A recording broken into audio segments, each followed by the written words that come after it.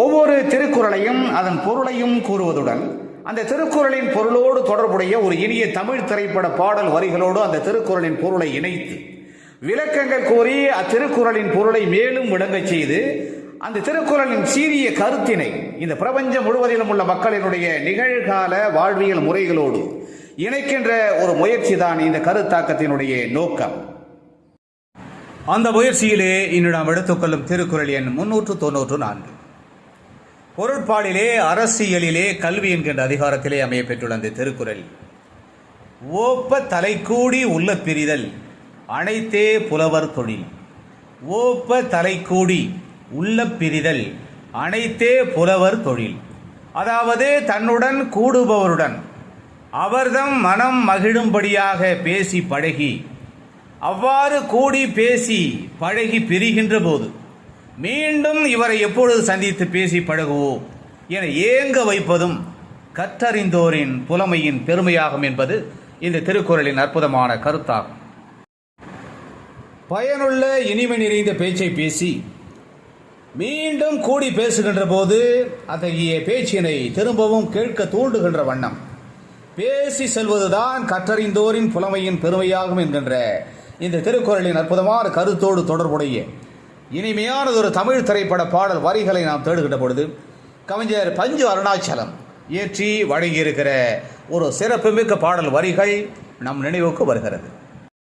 இரு மனங்கள் ஒத்த ஒருவரை ஒருவர் மனதார விரும்புகின்ற இணையர்கள் ஒருவர் கூறிய இனிய வார்த்தைகளை மற்றவர் ரசித்து வாழ்கின்ற போது துணை பாடிய இனிய கீதம் தனது மனதிற்கு இனிமை சேர்ப்பதாக அமைந்திருப்பதால் அந்த கீதம் தன்னை மீண்டும் மீண்டும் கேட்க தம்மை தூண்டுகிறது எனவும் அந்த கீதத்தினை தான் தேடி மீண்டும் மீண்டும் கேட்க மிகுந்த ஆவலாக இருக்கின்றேன் என்று தனது நாயகியின் கீதத்தை நாயகனும் தனது நாயகனின் கீதத்தை நாயகியும் உளமாற விரும்பி சிறப்பாக புகழ்ந்து பாடுகின்ற அந்த உன்னதமான பாடல் வரிகள் இடம்பெற்ற திரைப்படம் 1978 வெளிவந்த பிரியா.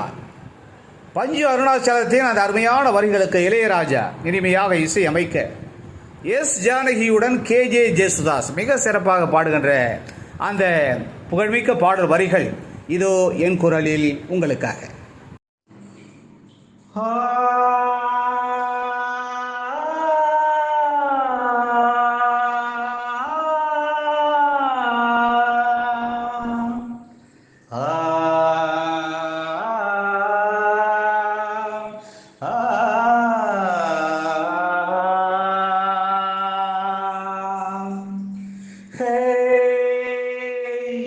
பாடல் ஒன்று ராகம் ஒன்று சேரும்போது அந்த கீதம் அதை மீண்டும் மீண்டும் கேட்க தோன்றும்.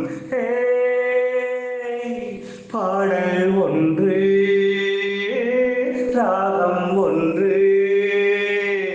சேரும்போது அந்த கீதம் அதை மீண்டும் மீண்டும் கேட்க தோன்றும். பாடல் ஒன்று ராகம் ஒன்று. எனவே தன்னிடம் கூடுபவரின் மனம் மகிழ்ச்சி அடைகின்ற வண்ணம் பேசி பழகுதலும் அவ்விதம் அவரிடம் கூடி பேசிவிட்டு பிரிந்து செல்கின்ற போது இத்தகைய நல்ல அறிஞரை இனி எப்பொழுது மீண்டும் சந்தித்து அவருடைய இனிய கருத்துக்களை திரும்பவும் கேட்டு மன மகிழ்ச்சி அடைவோம் என ஏங்க வைத்துவிட்டு செல்வதும் கற்றறிந்த நல்ல அறிஞர்களினுடைய புலமையின் பெருமையாகும் என்பது இந்த திருக்குறளின் அற்புதமான கருத்து என்பதை அறிந்து உணர்ந்து நாமும் பிறரிடம் பேசுகின்ற போது இனிமையாக பேசி பயன் தரத்தக்க பேச்சுக்களை பேசி மீண்டும் இந்த அறிஞரை நாம் எப்பொழுது சந்திப்போம், அவருடைய இனிமையான பயனுள்ள பேச்சினை கேட்போம் என்று ஏங்க வைத்துவிட்டு செல்ல வேண்டும் என்பது இந்த திருக்குறளின் அற்புதமான கருத்தாகும். மீண்டும் ஒரு இனிய திருக்குறள், திருக்குறள் எண் 395. அந்த திருக்குறளின் பொருளோடு தொடர்புடைய இனியதொரு தமிழ் திரைப்பட பாடல் வரிகள். இவற்றோடு நாம் இவரை மீண்டும் சந்திக்கலாம். அதுவரை அன்பு வணக்கம் கோரி விடைபெற்றுக் கொள்வது உங்களுடைய அன்பு ஆராய்ச்சியாளன் முனைவர் க. சிவசங்கர். மீண்டும் சந்திப்போம். நன்றி, வணக்கம்.